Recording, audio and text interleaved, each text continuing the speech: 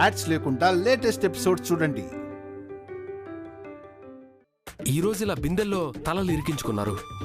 అసలు ఏం చేస్తున్నారో మీకేమైనా అర్థం అవుతుందా?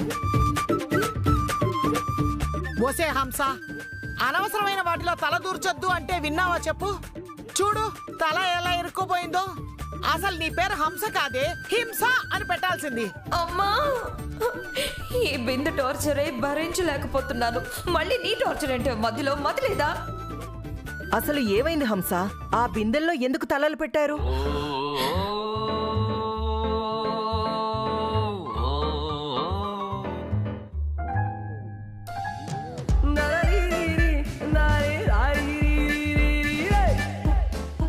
చెప్పరేంటే అడుగుతూ ఉంటే? అమ్మా, కాసేపు ఆన్సర్ చెప్పే వరకైనా ఆగవే, మమ్మల్ని చంపకు.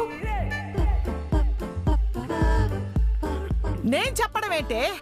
ఇరుక్కున్న మీ తలలు బిందెల్లో నుంచి బయటకు వస్తాయనుకుంటున్నారా? అదేం అయ్యే పని కాదులే. చివరికి తిండి నీళ్లు లేక మీకు మీరే టపా కట్టేస్తారు.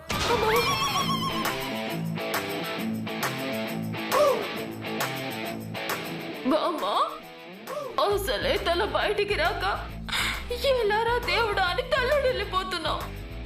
నువ్విలా మళ్ళీ చావు పేరు చెప్పి మమ్మల్ని భయపెట్టకు. బిందెలో పెట్టినప్పుడు తెలియలేదు.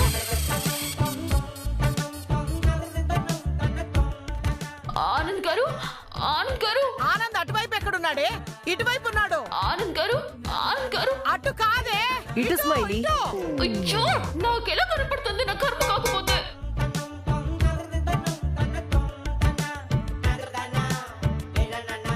ఆనంద్ గారు, ప్లీజ్ అండి, మీరు ఏదో ఒకటి చేసి ఇవి తీసేసే ఏర్పాట్లు చేయండి.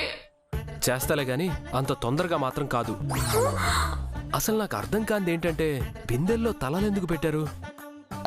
మేమెందుకు తలలు పెడతాము ఆనంద్? ఇది మా మీద కక్షతో సాధించాలని చేసిన పని.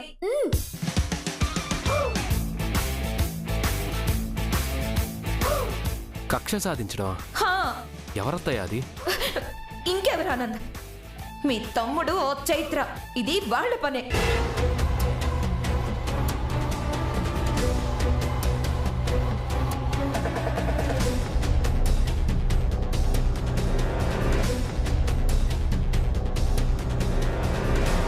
ఆఫీస్లోని వాళ్ళు అనుకున్న పని కాలేదు కదా, దానికి కారణం మేమే అని మా మీద ఇలాంటి చర్యకు పాల్పడ్డారు.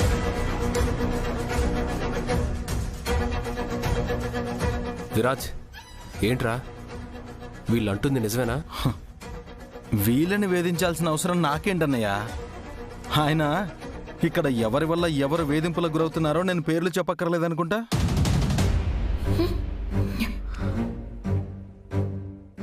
అయినా నేను రూమ్లో ఉంటే ఈ పని ఎలా చేయగలను?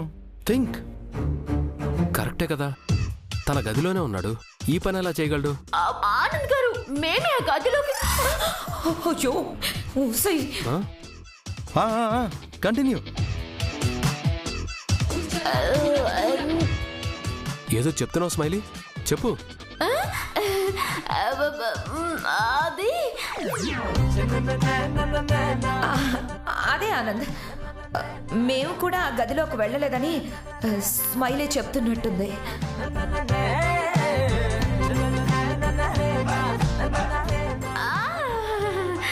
నేనేం అలా అడగలేదే మిమ్మల్ని.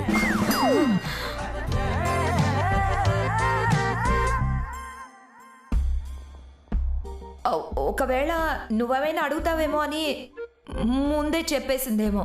సరే, లోపలికి మీరు వెళ్ళలేదు, మరి బిందెలు ఎలా వేశారు? ఓ, ఎలా వేశారో ఏమో. ఇప్పుడు ఆ లాజిక్లు లా పాయింట్లు కాదు కదా. అసలు ఈ బిందె ఎలా తీయాలో ముందు అది చూడు.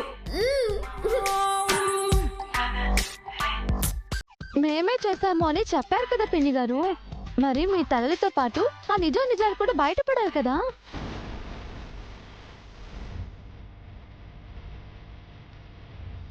చెప్పండి అత్తయ్య, ఈ తప్పు చేసింది మేం కదా. మీరేదో తప్పు చేసినట్టు ఎందుకు ఆ నిజం దాస్తున్నారు? చెప్పండి.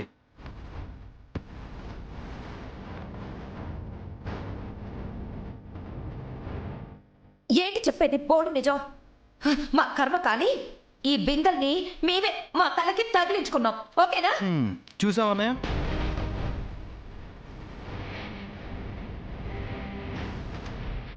విన్నారు కదా ఆనంద్ గారు, వాళ్ళే ఇదంతా చేసుకుని ఇక్కడ మీ ముందేమో మమ్మల్ని నేరస్తుల్ని చేస్తున్నారు.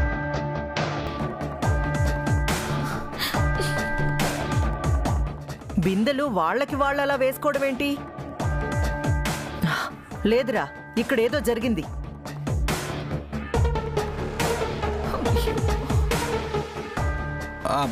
ఏదో ఏంటమ్మా, ఈ ఇంట్లో చాలానే జరుగుతున్నాయి. అవన్నీ నీకు తెలిసి జరుగుతున్నాయో తెలియక జరుగుతున్నాయో గాని ఎవరు ఊహించలేని విషయాలే జరుగుతున్నాయి. ఆనంద్, చెప్పాను కదా, తల మీద బిందెలు బోర్లించుకుంటే ఎలా ఉంటుందో చూద్దామని మేమే వేసుకున్నాం.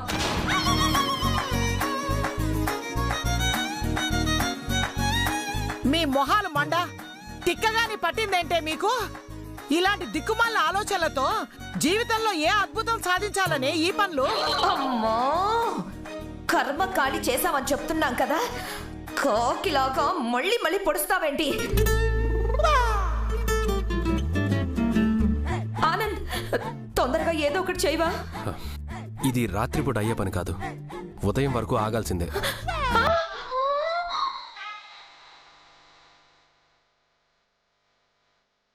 అమ్మా, వీళ్ళ నువ్వే చూసుకో.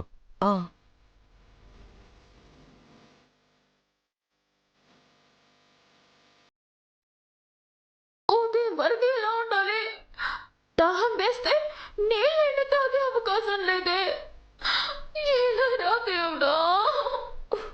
ఈ ప్రశ్న తల అందులో పెట్టక ముందు ఆలోచించుంటే ఇప్పుడు ఈ ప్రశ్నే తలెత్తేది కాదు కదా. ముసల్దానా, ఓదార్చాల్సిన టైంలో ఇంత ఓదార్చం చేస్తున్నావేంటి ముసల్దానా? నేను ఇటువైపు ఉన్నానే. నీకు దండమ్మ. బుద్ధి తక్కువ, ఇటువైపు తిరిగి చెప్పాను, వదిలేసే.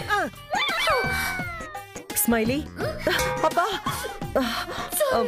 పర్లేదులే స్మైలీ, పద. సరే రా హంస, నువ్వు కూడా రా. వదినా, రండి రండి.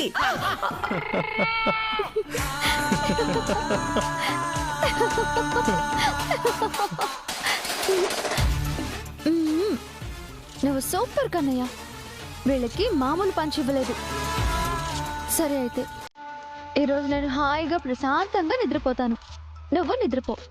బాయ్. ఏంటి, ఈరోజు ఎలాగో ఆ కాపలాదారులు బిందెల సంబరాల్లో తలమునకలై ఉన్నారు. సో మనం హాయిగా కబుర్లు చెప్పుకుంటూ కాలక్షేపం చేయొచ్చు. పద. అరే, గదిలోకి వచ్చారు, ఇంకా వెళ్ళి పడుకోండి. అమ్మయ్య, వచ్చేసావా? అత్తయ్య, బెడ్ మీద పిల్ల ఉంది కదా, తలకి ఒకటి తగిలించుకున్నావు కదా, దాని కింద ఇంకోటి కావాలా నీకు? హంస, అసలు ఏంటి పిచ్చి పని? ఎందుకు ఇలా చేశారు? అయ్యో ఊరుకో వదినా, మాకేమన్నా పిచ్చా? ఇదంతా చేసింది ఆ విరాజ చైత్రనే. ఆ మాట ఏదో అందరి ముందు గట్టిగా చెప్పొచ్చు కదా హంస. అయ్యో, చెప్పే అవకాశం మాకెక్కడుంది వదినా? విరాజ విఠలరావు విషయంలో ఏదో చేస్తున్నాడు. అదేంటో తెలుసుకుందామని గదిలో మైక్రోఫోన్ పెట్టి మాటలు విందామని మేము వెళ్ళామత్తయ్యా.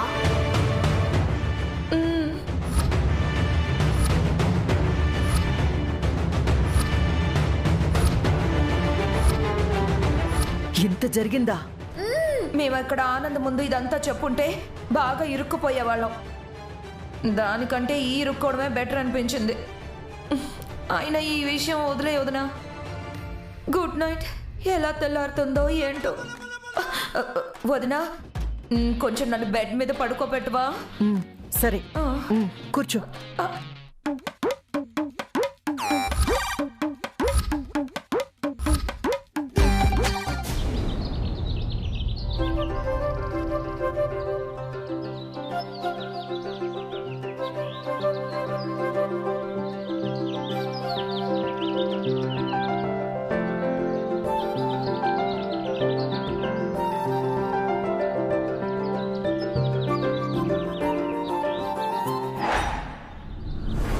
దిశ చట్టం కింద అరెస్ట్ అయిన ప్రముఖ వ్యాపారవేత్త విఠల్ రావు.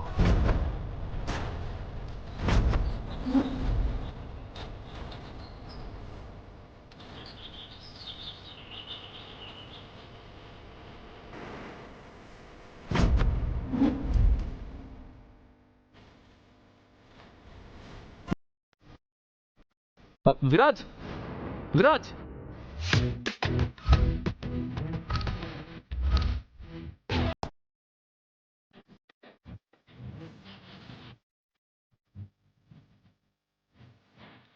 చలికాలం కాబట్టి బతికిపోయాం. అదే ఇది వేసవికాలం అయ్యుంటే అయ్య బాబోయ్ దాహంతో చచ్చిపోయేవాళ్ళమేమో. అయ్యా బాబు, కొంచెం తొందరగా కట్ చేసి ఈ బిందెల్ని తీసేయి. నరకంలో శిక్షలు కూడా ఎంత దారుణంగా ఉంటాయా అనిపిస్తుంది మా పరిస్థితి. చేస్తానమ్మా, అయిపోవచ్చింది. వసేవ్, నువ్వు ఇలా కంగారు పెట్టావంటే బిందెని కట్ చేయబోయి నీ తల కట్ చేస్తారు. జాగ్రత్త. బామ్మగారు, ఆ, మీరు జాగ్రత్తలు కూడా ఎంత భయంకరంగా చెప్పాలా? భయంతో ఇక్కడ బిందులో ప్రాణం బిందులోనే పోయేలా ఉంది.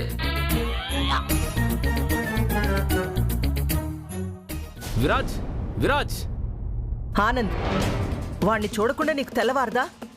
ఇక్కడ వీళ్ళని ఈ సమస్య నుంచి ఎలా బయటపడేయాలా అని మేం టెన్షన్ పడుతుంటే కనీసం ఏంటి ఎలా అని వచ్చి చూస్తున్నావా? అసలు పట్టించుకుంటున్నావా? అమ్మా, పట్టించుకోవటం అంటే ఏం చేయాలి? నేను మీతో కలిసి టెన్షన్ పడాలా? అప్పుడు ప్రాబ్లం సాల్వ్ అవుతుందా? మీరంతా టెన్షన్ పడుతున్నారు కదా, ఏమైనా రిజల్ట్ కనిపించిందా? వీళ్లే కదా ఎలా ఉంటుందో చూద్దామని వాటిని పెట్టుకున్నారు. తనివి తీరా చూసుకోనివ్వు.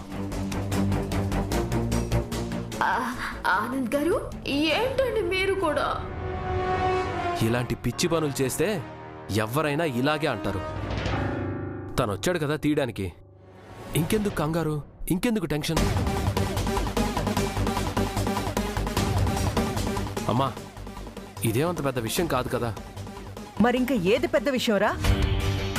విలువ తక్కువ మనుషుల కోసం ఆస్తిని ప్రతిష్టని వాడెవడికో దారదత్తం చేయాలనుకున్నాడే నీ తమ్ముడు, వాడేనా నీకిప్పుడు పెద్ద విషయం?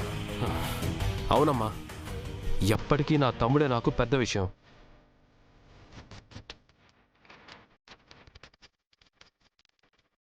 ఆ తర్వాత పుట్టినా సరే వ్యక్తిగా, వ్యక్తిత్వంగా వాడే నాకన్నా పెద్ద, ఈ ఇంట్లో అందరికన్నా గొప్ప.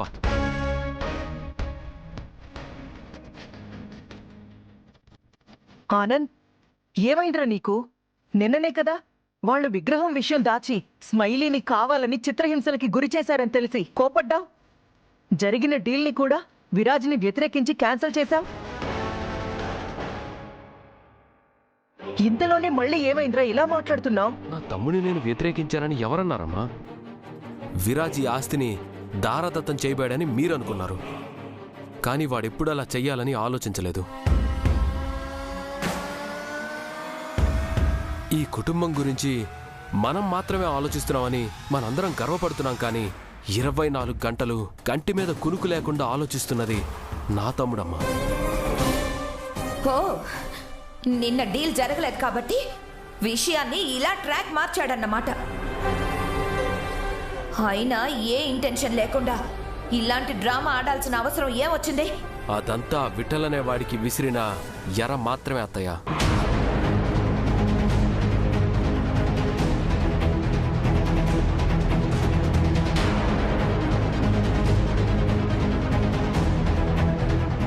వాడినిక్కడికి రప్పించి వాడితో నిజం చెప్పించాలనే వ్యూహం మాత్రమే అది.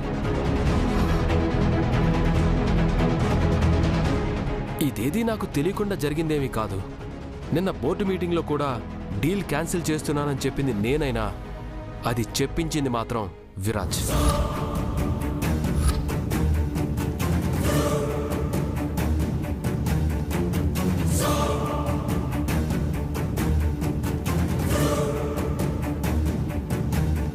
అంతేకాదు, నిన్న మన ఇంటికొచ్చిన పంతులు గారు కూడా విరాజ్ చెప్పమంటేనే విగ్రహం గురించి మనతో చెప్పారు.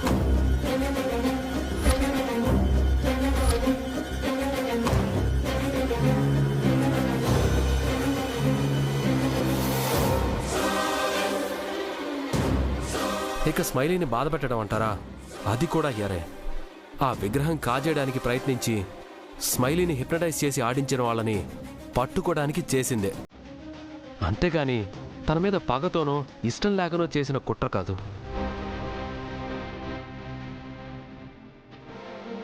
ఈ విషయంలో స్మైలీ పడిన బాధ కాస్త ఇబ్బందికరమే అయినా కుటుంబం కోసం కొన్ని త్యాగాలు తప్పవనిపించింది. అందుకే విరాజ్ తీసుకున్న ఈ స్టెప్ కూడా తప్పు కాదనిపించింది. ఇదంతా చూసే కంటికి విరాజ్ చేసిన మంచి కనపడదు. నేను వాణ్ణి అర్థం చేసుకున్నాను కాబట్టే మనసుతో మంచిని చూడగలిగాను. అందుకే చెప్తున్నానమ్మా, నా తమ్ముడు మనస్తత్వంలో గుణంలో మనందరికన్నా పెద్దవాడు.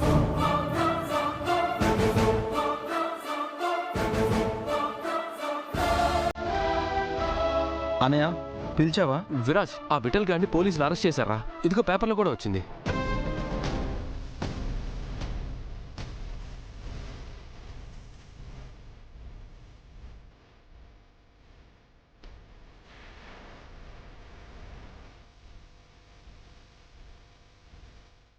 ఎస్.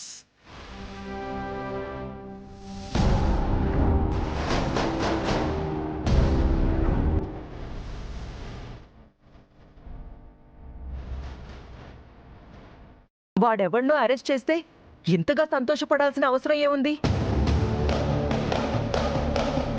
ఉందమ్మా, ఖచ్చితంగా ఉంది. ఆ విఠలరావు అనేవాడు ఎవడో తెలుసా?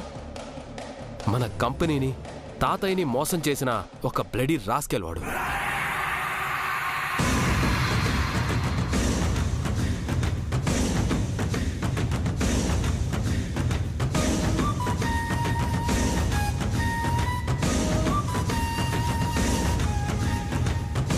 తాతయ్య గారి దగ్గర ఎంతో నమ్మకంగా పనిచేసి కంపెనీ బాగోగుల్నే ప్రాణంగా భావించిన సీతారత్నం గారి జీవితంలో చిమ్మ చీకటి మిగిల్చిన ఒక రాక్షసుడు Vithal Rao.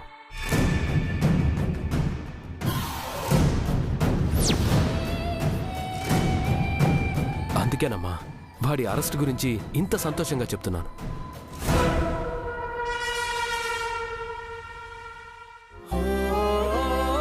Viraj, you are great రా. ఆల్మోస్ట్ నువ్వు అనుకున్నది సాధించావు. థ్యాంక్ యూ అన్నయ్య.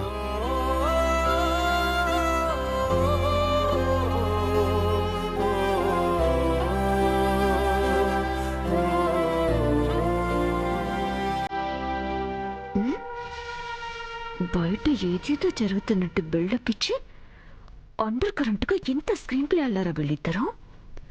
ఆ సీతారత్నం మీద పడిన మచ్చగాన్ని తొలగిపోతే ఇంకేమైనా ఉందా? చైత్ర ఇక్కడ పర్మనెంట్ కోడలుగా ఎంట్రీ ఇచ్చి దాని ప్రతాపం చూపిస్తుంది. నో, అలా జరగకూడదు. వెంటనే పృథ్వీకి ఫోన్ చేయాలి. ఆ సీతారత్నం మీద పడిన నిందని చెరిపేయడానికి చేస్తున్నారన్నమాట. ఇదంతా చెప్తా.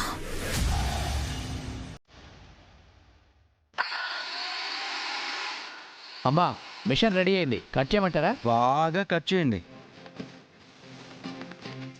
వీళ్ళు కానీ రిలీజ్ అయితే విషయం మళ్ళీ మొదటికొస్తుంది. ఏదో ఒకటి చేసి వీళ్ళని బయటపడకుండా చేయాలి.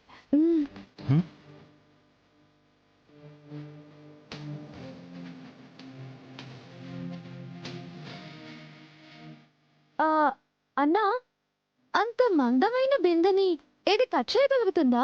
ఎంతకన్నా మందంగా ఉన్నా సరే అమ్మా, సులువుగానే కట్ చేయగలుగుతుందమ్మా. ఓహో,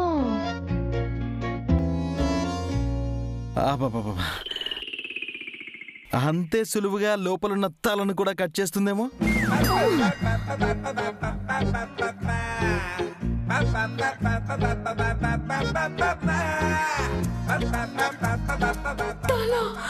రిస్కే కదా, అందుకు అడుగుతున్నాను. అబ్బే, అలా ఏం కాకుండానే జాగ్రత్తగానే కట్ చేస్తాను సార్.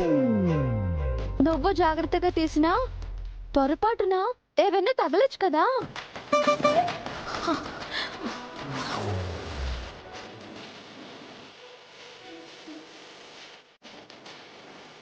పొరపాటు అంటే ప్రయత్నం అయితే పొరపాటు కాకుండా చూసుకుంటాను మేడం.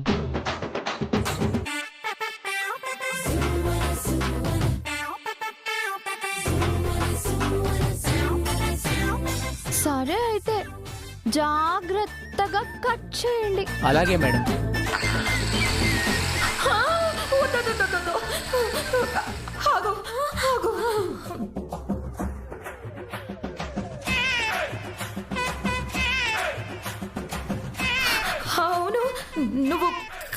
కట్ చేస్తావు కదా?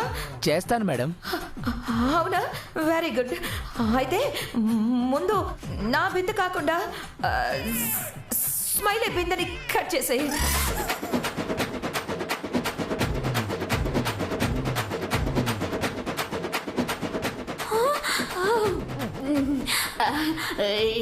ఎందుకు పిన్ని? అంటే స్మైలీ, నీ తల కంటే నా తల చాలా పెద్దది కదా, కాస్త చెయ్యి తిరగడానికి కొంచెం టైం పడుతుంది కదా,